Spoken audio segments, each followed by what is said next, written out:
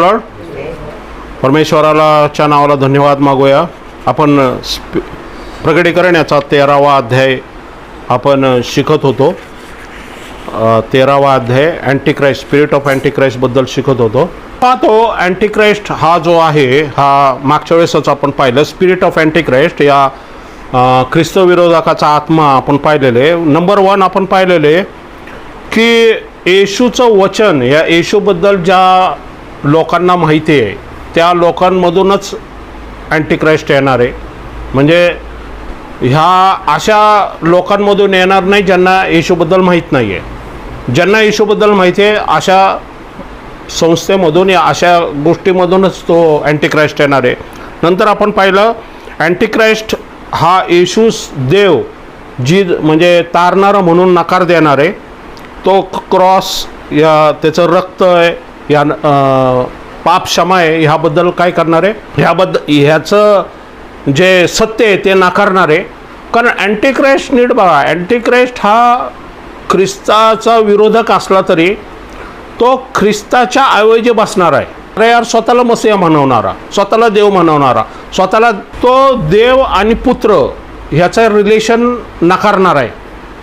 परमेश्वर हा देव आहे आणि येशू ख्रिस्त हा त्याचा एकुलता एक पुत्र आहे. ह्या रिलेशनला काय करतो, तो नकार करतो. ओके. नंतर आपण पाहिलं की अँटिक्राइस्ट हा येशू येऊन गेला ह्याबद्दल तो नकार देणार आहे. तर येशू येणार आहे ह्याकडं जास्त फोकस करणार आहे. हे 4 मुद्दे आपण मागच्या वेळेस स्पिरिट ऑफ अँटिक्राइस्टचे बघितलेले. श्वापद कुठून येणार आहे?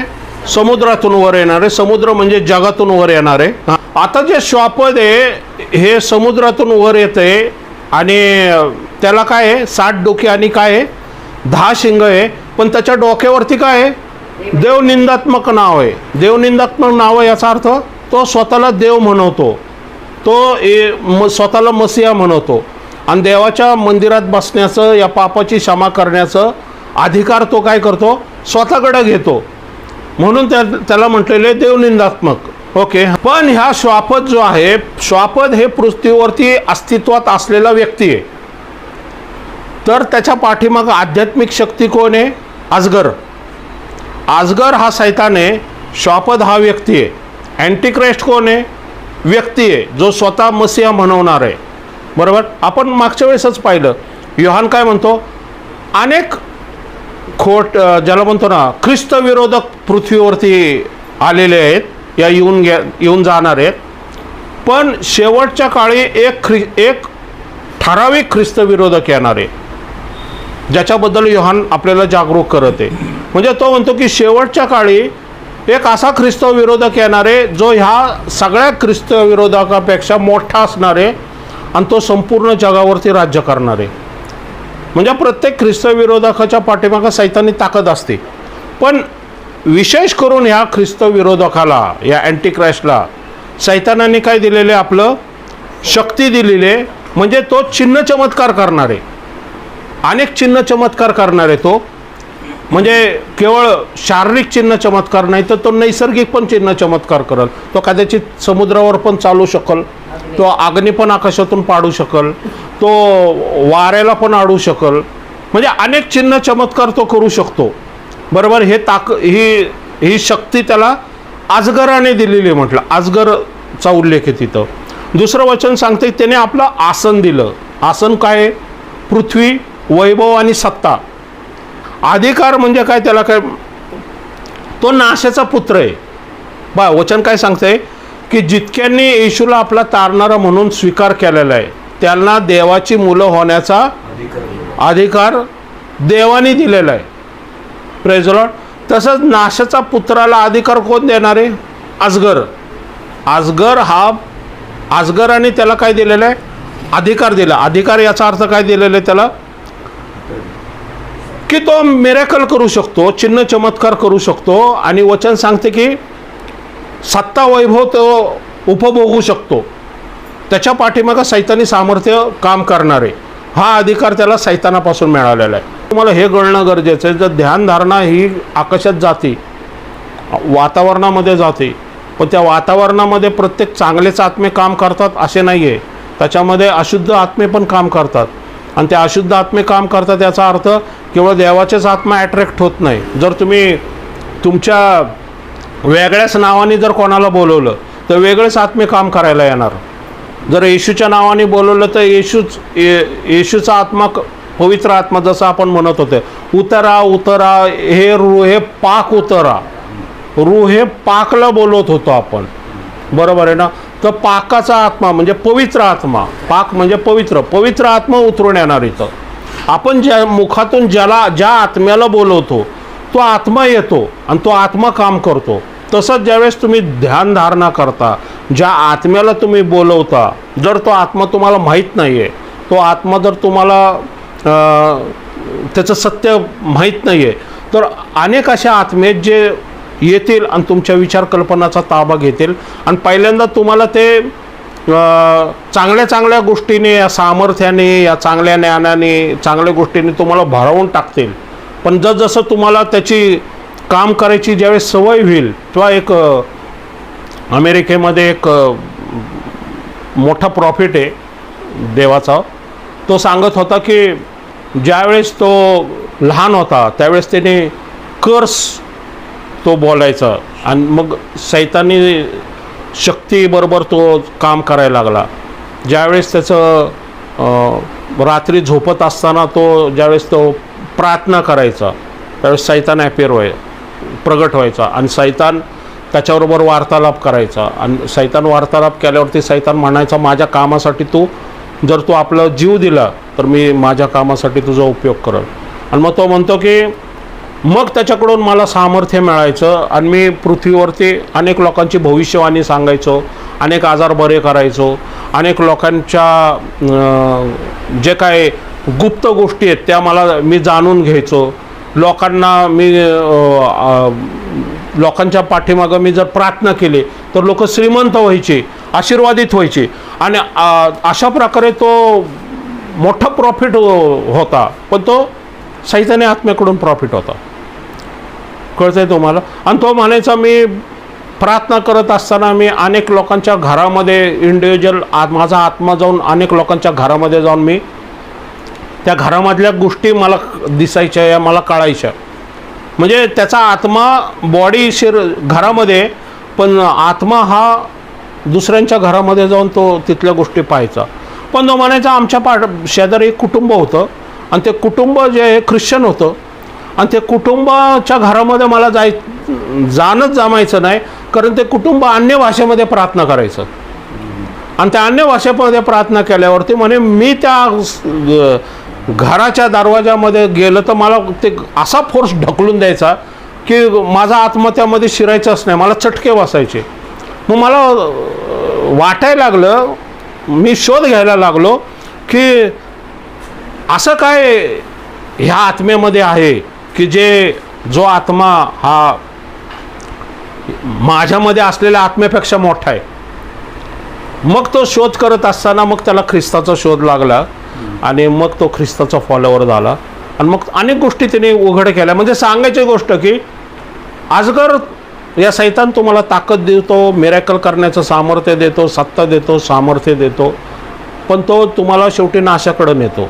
जोपर्यंत तुम्ही युजेबल आहात, युजेबल म्हणजे वापरण्यायोग्य आहात, तोपर्यंत तुम्हाला वापरतो, त्याच्या कामासाठी उपयोगात आणतो. अनेक आत्मे तुमच्याद्वारे तो नरकाकडे घेऊन येतो. बरोबर. हे यरुशलेम माता म्हणा, या खोटे सेवक आणि खोटे संदेष्टे म्हणा, या जगामध्ये अनेक जे संत महात्मा जे स्वतःला म्हणून घेतात, हे सत्याकडं न नेतात असत्याकडं मार्ग, म्हणजे एक सत्याचा आत्मा आहे आणि एक असत्याचा आत्मा आहे. हां, आता जुन्या करारामध्ये जाऊया आपण. आणि जुन्या करारामध्ये हीच प्रॉफसी, हीच भविष्यवाणी आपण पाहूया. जकर्या याचा 11वा अध्याय 7वं वचन.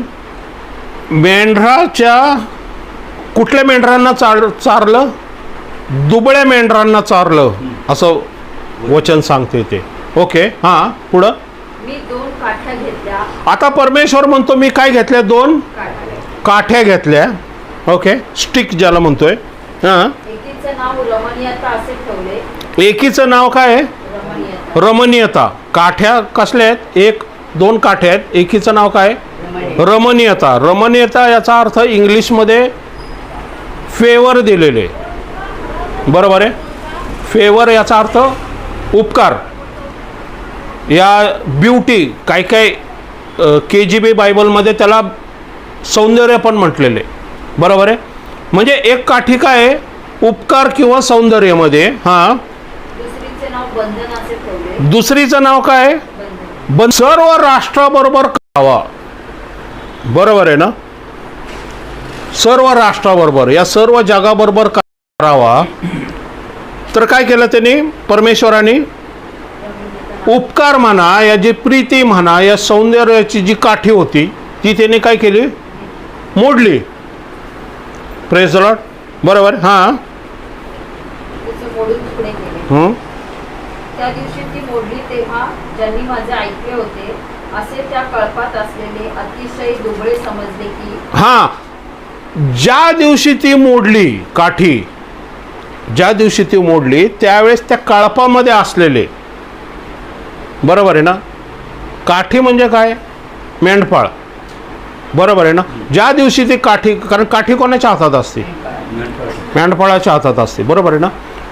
ज्या दिवशी ती काठी मोडली त्या दिवशी जे दुबळे होते, जे अशक्त होते, ज्याला जग मूर्ख म्हणत होते, त्यांना काय झालं, अतिशय दुबळे समजले की हे परमेश्वराचे वचन आहे. ते समजले की हे परमेश्वराचं वचन आहे. Praise Lord. पहा, परमेश्वर कधी कधी बोलत असताना ना गहन आणि रहस्यमयरित्या गोष्टी बोलत असतो. Praise Lord. आपण अनेक वेळेस वाचले, बरोबर आहे ना, पण त्याचा अर्थ किती लोकांना कळाला आहे काय. Praise Lord. परमेश्वर म्हणतो 2 काठ्या आहेत ज्याच्यामध्ये एक मी मोडली. Praise Lord. आणि वचन काय सांगते तिथं, ती काठी मोडली, पण जे दुबळे होते त्यांना त्या काठीचा अर्थ कळाला. ती काठी मोडली ना, त्याचं वचनाचा अर्थ कळाला असं म्हटलेलं आहे. ते काय वचन आहे, हे कुठं वचन लिहून ठेवलेले, जे वचन तो म्हणतोय ना की जाकार्या म्हणतो त्या वचनाचा अर्थ कळाला. आता वचनाचा अर्थ कळाला तर ते वचन पण कुठंतरी लिहिलं असणं गरजेचं आहे ना. Praise Lord. जाकार्या तो लिहितोय, पण जाकार्याने पण ते वचन ऐकलेले म्हणून तो बोलतोय, वचनाचा अर्थ कळाला. यशाया 53 याचा 6 ते 9. आम्ही सर्व मेंढराप्रमाणे बहकून गेलो होतो, आमच्यावरती कोणी मेंढपाळ नव्हता. प्रत्येक आपापला मार्ग धरला होता प्रत्येकाने. अशा आम्हा सर्वांचे पाप परमेश्वराने त्याचवर लादले. परमेश्वराने एक काठी घेतली जी रमणीय आहे, जी सौंदर्याने भरलेली. त्या काठीला काय केलंय की त्या काठीवरती त्यांनी पाप लादलं, त्या मेंढपाळावरती पाप लादलं. हां, त्याचे हालहाल केले तरी ते त्यांनी शोषिले. आपले तोंड सुद्धा उघडले नाही. Praise the Lord. कोण आहे हा, प्रेज द लॉर्ड. आपले तोंड उघडले नाही. हां, वधावयास नेत असलेल्या कोकराप्रमाणे, वधावयास नेत असलेल्या कोकराप्रमाणे. हां, तो मेंढपाळ आहे, पण तो काय झालेला आहे, कोकरू झालेला आहे. Praise the Lord. बरोबर आहे. ही रमणीयता काठी कोणी मोडलेली आहे, नाही, परमेश्वराने मोडली आहे. जाखाऱ्यामध्ये काय दिलेलं, मी काठी मोडलेली ती. म्हणजे मी काठी मोडली याचा अर्थ माझ्या वेळेनुसार, माझ्या टायमिंगनुसार, माझ्या योजनेनुसार, माझ्या इच्छेनुसार मी करत आहे. तो हे परमेश्वराचा टाईम आहे. काठी मोडणं ही परमेश्वराचा टाईम आहे. पण त्या काठीमध्ये फरक आहे. ती काठी कसली आहे, रमणीयता आहे. ती काठी जी आहे ही उपकाराची काठी आहे. ती काठी कशी आहे, सौंदर्याची काठी आहे. ती लोकांसाठी मोडण्यात आलेली आहे. म्हणून तो म्हणतो की तुमची पापं त्याने आपल्यावरती घेतली. कोकऱ्यासारखा तो वधावयास असणाऱ्या कोकऱ्यासारखा वधावयास गेला. आपलं तोंड सुद्धा त्याने उघडलं नाही. हां, तोंड उघडले नाही. त्याचवर जुलूम करून व खटला चालवून त्याला घेऊन गेले. जिवंताच्या भूमीतून त्याला काढून टाकले आणि माझ्या लोकांच्या पातकामुळे त्याला ताडण करण्यात आले. असा त्या पिढीच्या लोकांपैकी कोणीतरी विचार केला काय? कोणी विचार केलाय का त्या पिढीच्या लोकांपैकी? त्या पिढीच्या कुठल्या पिढीच्या? परत या जाखाऱ्या याचा 11वा अध्याय. बरोबर मी केलेला करार मोडावा म्हणून रमणीयता नावाची काठी मी घेतली आणि तिचे मोडून तुकडे केले. त्या दिवशी ती मोडली तेव्हा ज्यांनी माझे ऐकले होते असे त्या कळपात असलेले अतिशय दुबळे समजले की हे परमेश्वराचे वचन आहे. Praise the Lord. यशया 53 हे वचन पूर्ण होतंय. ही जी उपकाराची काठी परमेश्वर मोडतोय ती देवाचा टायमिंग आहे, देवाची वेळ आहे. आणि वचन सांगते की दुबळे लोक समजले. यशया काय म्हणतोय की कोणी असा विचार केला आहे का? कारण त्या काळात कुणीच विचार केलेला नव्हता. कारण अँटिक्राइस्टचा आत्मा तिथं फिरत होता, जो ख्रिस्त विरोधकाचा आत्मा आहे, जो येशूला तारणारा म्हणून मानत नव्हता, जो येशूला एकुलता एक देवाचा पुत्र म्हणून मानत नव्हता, जो येशूच्या रक्तामुळे आमची पापाची क्षमा होणार ही मानत नव्हता. आणि येशू ख्रिस्त आलेला आहे असं मानत नव्हते. तर येशू ख्रिस्त येणार आहे अशी आशा ते धरून होते. म्हणून तो योहान संदेष्टाला म्हटले ना की तू एलिया आहे का?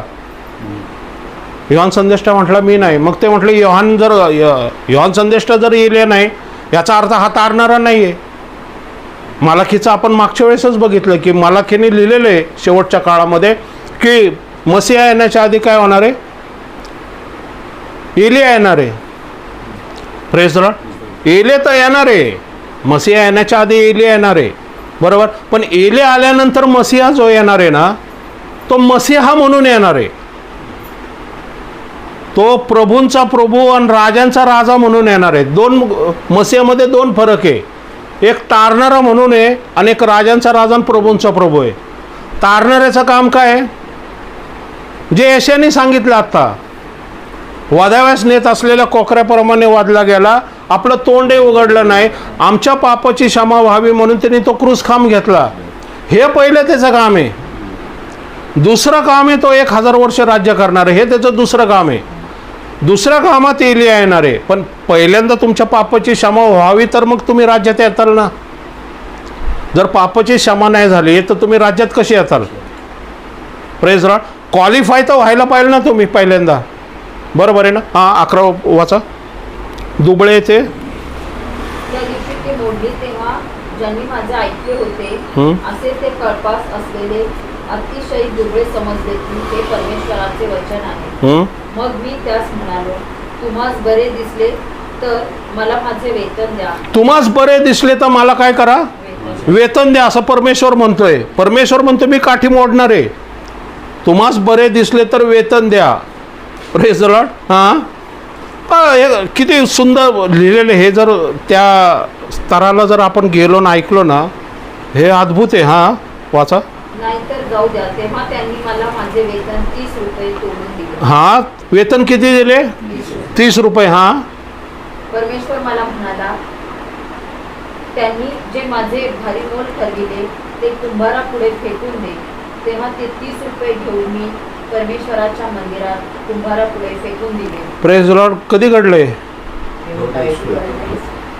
Praise the Lord. हीच ती रमणीय काठी होती जी परमेश्वरांनी मोडली. हीच ती उपकाराची काठी होती जी परमेश्वरांनी मोडली.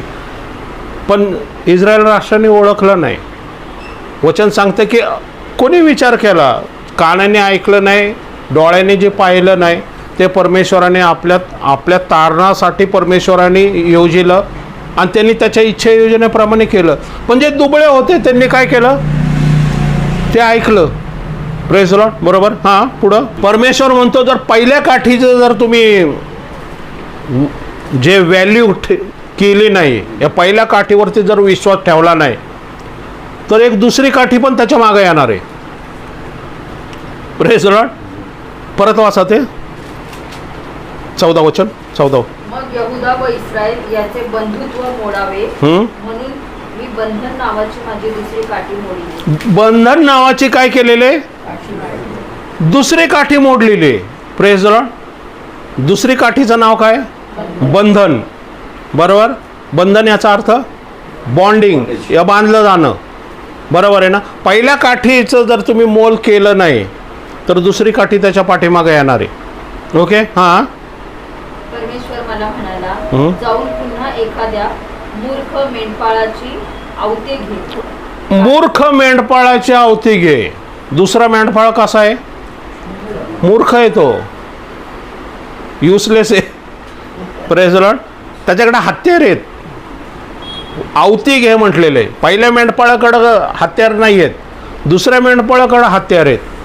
पण तो कसा आहे? मूर्ख मेंढपाळ आहे तो. Praise Lord. हां, कारण पहा, मी देशात एक मेंढपाळ आणतो, तो मरावयाच्या लागास आलेल्यांकडून गुंतून पाहणार नाही. एक मेंढपाळ येणार आहे परत, पण तो मूर्ख मेंढपाळ असणार आहे, तो अँटिक्राइस्ट असणार आहे. Praise Lord. आणि तो अँटिक्राइस्ट काय आहे, बंधन मध्ये टाकणारा तो मेंढपाळ आहे. Praise Lord. पण त्याच्याकडे काय आहे, हत्यार आहेत. आणि तो काय आहे, जे मेंढरं कसे आहेत, मारावयास आलेले आहेत. हां, मरावयास लागास आलेल्यांकडे गुंतून पाहणार. तो डुंकून पाहणार नाही. Praise Lord. येशू ख्रिस्ताला रमणीयता काठी मोडली, त्यावेळेस मरावयास असलेल्यांना जीवन दिलं त्यांनी, अशक्तांना त्यांनी सशक्त केलं, रोग्यांना आरोग्य दिलं, मेलेल्यांचं पुनरुत्थान झालं, मरणातून त्यांनी जीवनात आणलं. तर हा मेंढपाळ मरणातून मृत्यूकडे नेणारे, सशक्तमधून अशक्तमध्ये नेणारे, आणि ज्याला म्हणतो आरोग्यातून आजाराकडे नेणारे, आणि स्वर्गातून नरकाकडे नेणारे. परमेश्वर म्हणतो, जर पहिल्या काठीचा जर तुम्ही विश्वास ठेवला नाही, तर माझा टायमिंग येणार आहे ज्यावेळेस दुसरी काठी पण येणार आहे. Praise Lord. आणि ही दुसरी काठी म्हणजे अँटिक्राइस्ट आहे. Praise Lord. हां, पुढं वाचा. धड धाकटाचे तो पालन करणार नाही, तर पुष्ट मेंढरांचे मांस तो खाईल व त्याच्या खुरांचे तुकडे तुकडे करेल. पुष्ट मांस काय करल, मांस खाईल. म्हणजे तो काय करल, संपूर्ण सृष्टीला काय करल, बंधनात टाकल. मांस खाणं याचा अर्थ काय माहिती का, मांस खाणं याचा फायदा घेणं त्यांचा. Praise Lord. वाधणार आहे तो त्यांना. Praise Lord. बरोबर आहे ना. आणि वाधल्यानंतर काय करणार, मांस खाणारे लिटरली मांस खाणार नाही म्हटलेलं आहे, म्हणजे बंधनात टाकणारे, त्यांच्या संपत्तीचा, ज्ञानाचा, या त्यांच्या संपूर्ण ज्याला म्हणतो ना धार्मिकतेचा तो फायदा घेणारे आणि त्यांना असत्याकडे नेणारे. त्याचा परत एकदा वाचा. कळपास सोडून देणाऱ्या कवडीमोर मेंढपाळास धिक्कार असो. हां, त्याच्या बाहूवरती उजव्या हातावरती उजव्या डोळ्यावरती तलवार चालेल, म्हणजे प्राणघातक हल्ला होईल. जे प्रगटीकरणाच्या 13व्या अध्यायाच्या 4थ्या वचनामध्ये दिलं आहे की त्याच्या एका डोक्यावरती प्राणघातक हल्ला होणार आहे, आणि हा प्राणघातक हल्ल्यामधून तो वाचणार आहे. बरोबर.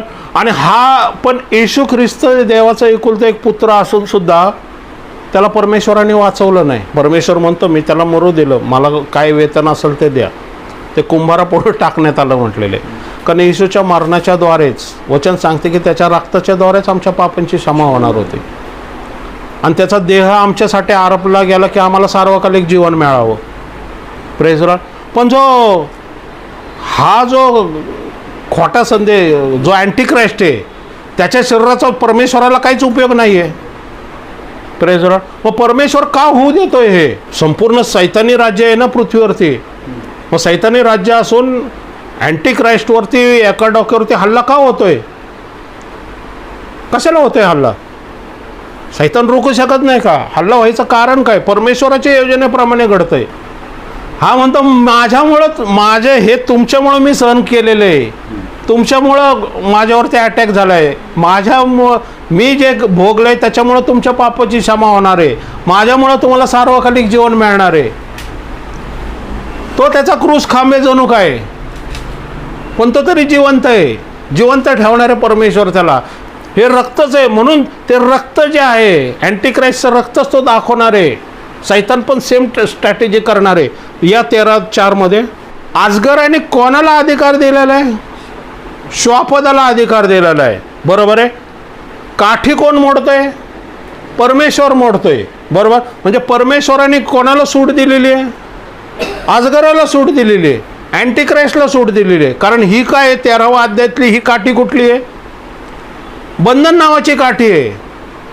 बंधन नावाचा टायमिंग आहे जो मोडला जाणार आहे, आणि अँटिक्राइस्ट पृथ्वीवरती प्रगट होणार आहे. रमणीयता काठी मोडली त्यावेळेस येशू ख्रिस्त प्रगट झाला आणि क्रूस खांबावरती गेला. जर रमणीयता काठी, ज्याला म्हणतो ना फेवर, या उपकार जर तुम्हाला मान्य नसतील तर तुम्हाला बंधन मग घ्यावं लागेल. Praise Lord. आणि हे बंधनाची काठी म्हणजे काय? अँटिक्राइस्टचा टायमिंग आहे. Praise Lord. हां, अजगराने अजगराने त्या श्वापदास आपला अधिकार दिला म्हणून त्यांनी अजगराला नमन केले आणि ते श्वापदाला नमन करताना म्हणाले, ह्या श्वापदासारखा कोण आहे, ह्याच्या बरोबर कोणाला लढता येईल. बा आपण जसं म्हणतो येशू तारणारा, येशू जगाचा उद्धार करता, राजांचा राजा, प्रभूंचा प्रभू, सैतानावरती विजय मिळवलेला आहे. त्याचप्रमाणे ह्या डोक्यावरती ज्यावेळेस हल्ला होईल त्यावेळेस ते म्हणतील, ह्या श्वापदासारखा कोण आहे, ह्याच श्वापद मसीहा आहे, हा हिलिंग करतोय, हा आकाशातून अग्नी पाडतोय, हा चिन्ह चमत्कार करतोय, सैतानाचे अधिकार त्याला मिळालेले आहेत. आणि मग एवढं सामर्थ्य आणि एवढं असत्याचा आत्मा ज्यावेळेस पृथ्वीवरती काम करायला लागल त्यावेळेस असत्याच्या आत्म्याच्या अधीन असलेले प्रत्येक व्यक्ती जो आहे ना, त्या श्वापदाला नमन करल आणि त्याची स्तुती आराधना करल. का? कारण बंधन नावाची काठी मोडलेली आहे.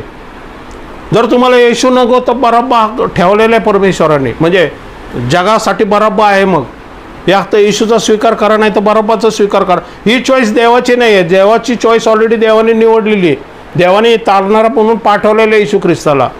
आता निवड तुम्ही करायची की परमेश्वराने पाठवलेल्या एकुलता एकाचा स्वीकार करायचा या बराब्बाचा, ज्या अँटिक्राइस्टचा स्वीकार करायचा. Praise Lord. पुढं 9:10. पण हा काय करणार आहे अँटिक्राइस्ट? जे देवाच्या वचनामध्ये चालणार आहेत, या जे येशू ख्रिस्ताची सुवार्ता गाजवणार आहे, त्यांच्यासाठी 2 पर्याय आहेत. एक तर त्यांना जेलमध्ये टाकल, दुसरं तलवारीनं मारून टाकतील. म्हणजे त्यावेळेस विश्वासणाऱ्यांचा स्तर तिथं काय म्हटलं, परत एकदा वाचा ते. पवित्र जनांचा धीर व विश्वास दिसून येतो. पवित्र जनांचा धीर आणि विश्वास दिसून येतो.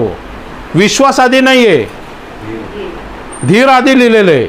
आत्ता विश्वास आधी आहे, कारण आत्ता कृपेचा काळ आहे. धीर नंतर येतो. नीट लक्षात घ्या.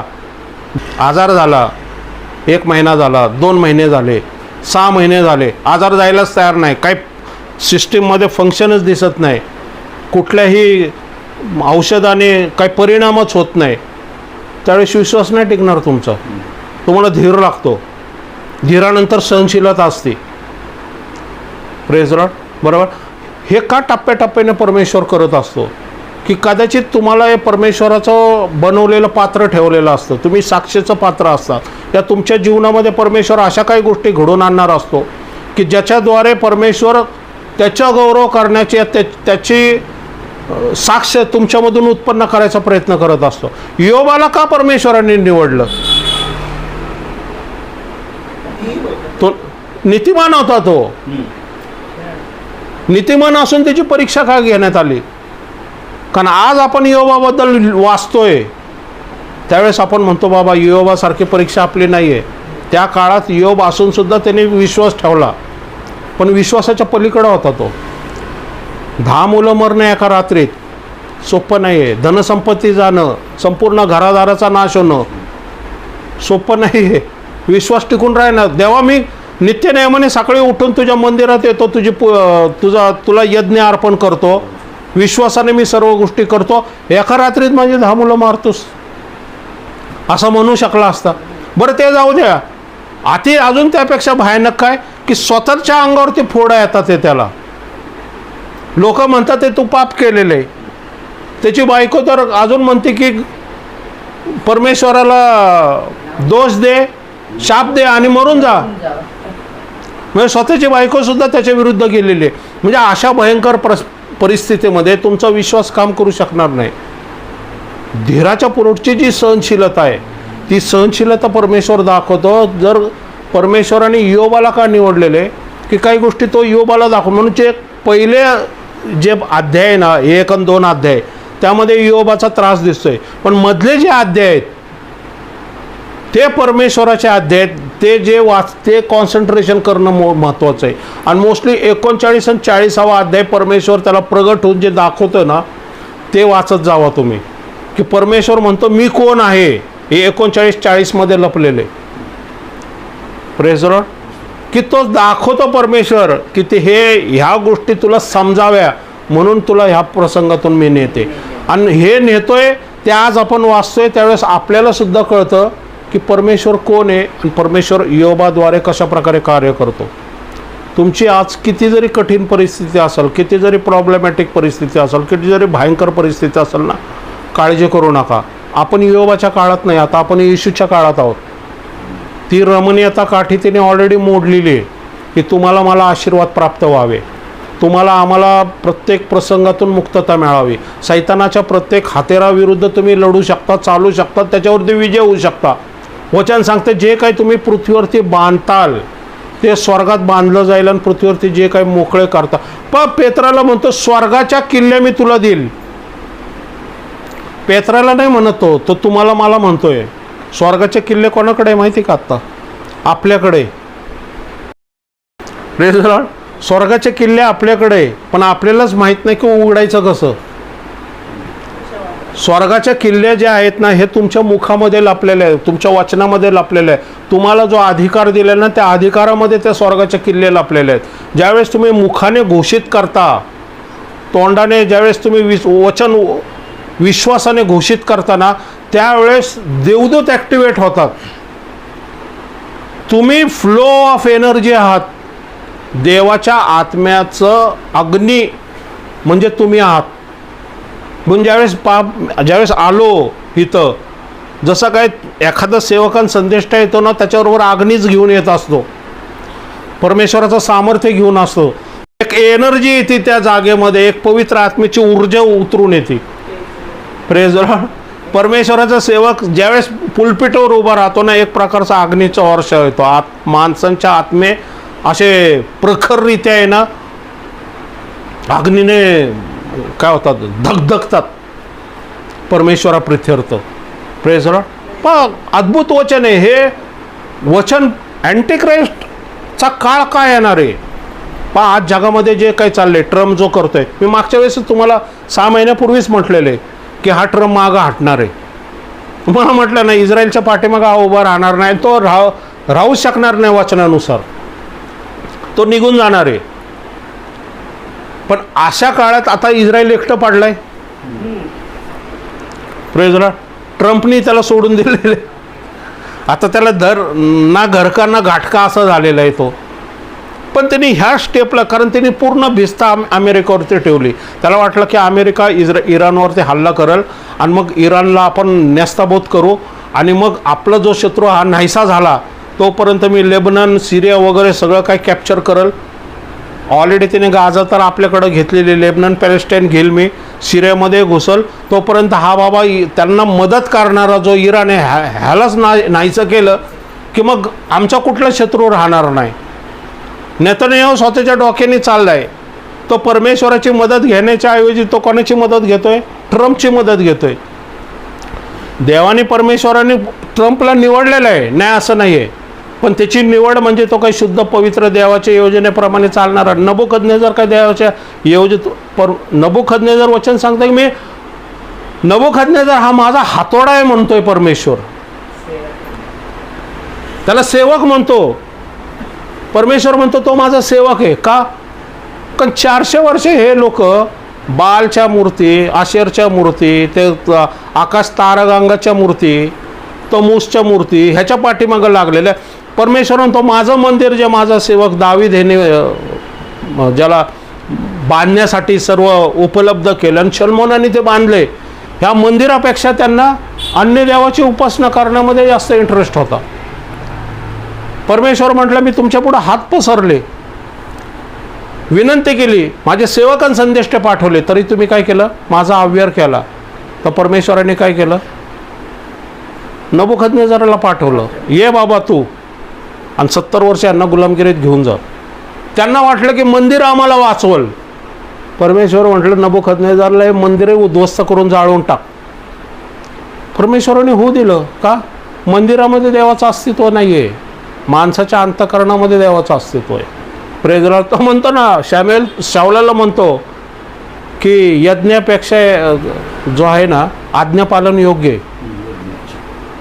Praise Lord. यज्ञ महत्त्वाचा नाही. हे आता जे काही मंदिर बनवतात हे मंदिर बनवतात कोणाच्या अगेन्स्ट बनवतात? ते वचनाच्या अगेन्स्ट बनवतात. ऑलरेडी मंदिर आलेलं आहे. मानवच हा देवाचं मंदिर झालेला आहे. तुम्हाला कशाला दगडा मातीचं मंदिर हवं? रमणीयता काठी मोडलेली आहे, तारण आलेलं आहे, पापाची क्षमा झालेली आहे, त्यांनी आपलं रक्त क्रूस खांबावरती वाहिलेलं आहे. बरोबर, तो मरण पावलेला आहे, तिसऱ्या दिवशी पुनरुत्थान झालेलं आहे. Praise Lord. मग त्या पुनरुत्थानाचा त्या रक्ताचा तुम्ही अवहेलना करता आणि स्वतः मंदिर बांधता आणि मग देव खुश होणार आहे का? म्हणून देवाने दुसरी काठी ठेवलेली आहे त्यांच्यासाठी बंधन म्हणून. तेच अँटिक्राइस्ट आहे. जर रमणीयता नको तुम्हाला तर बंधन आहे, जर येशू नको तर मग बारब्बा आहे. आणि बारब्बाच्या काळात काय झालं? AD 70 मंदिर उद्ध्वस्त झालं. तसंच अँटिक्राइस्टच्या काळात काय होणार आहे? तो येऊन मंदिरात बसणार आहे स्वतः, आणि मंदिरात बसल्यावरती मग तो कंट्रोल करणार आहे. पण ह्या अँटिक्राइस्टला अजून एक व्यक्ती लागणार आहे. का? कारण त्याचा एक डोळा आणि बाहू जे त्याच्यावरती हल्ला झाला आणि ते सुकून गेलेले. Praise Lord. कारण त्याच्यावरतीच तो सांगणार आहे की मीच तारणार आहे तुमच्यासाठी. मी हे जे माझ्या अंगावरती जखमा घेतल्यात ना, हे तुमच्यासाठी मी घेतलेलं आहे, तुमचं तारण होण्यासाठी घेतलेलं आहे. मी मसीह आहे. यशाया 53 मी पूर्ण करतोय असं म्हणणार आहे तो. यशाया 53 पण पूर्ण करणारा पाहिलं ना कोणतरी? कारण येशू ख्रिस्त मरण पावला तर यशाया 53 त्यांनी पूर्ण केलं ना. मग हा जो येणार आहे हा पण जुन्या करारातले जे इस्रायल म्हणतील ना, यशाया 53 पूर्ण कसं काय बाबा तुझ्यात कसं काय झालं? तर तो सांगणार, हे बघ मरणाच्या दाढीतून मी आलेलो आहे आणि मी आता मंदिर बांधतोय. कारण त्यांनी मंदिराला तो शांतीचा करार तोच करणार आहे, आणि जो शांतीचा करार करणार आहे तेच त्याला मसीह मानणार आहे.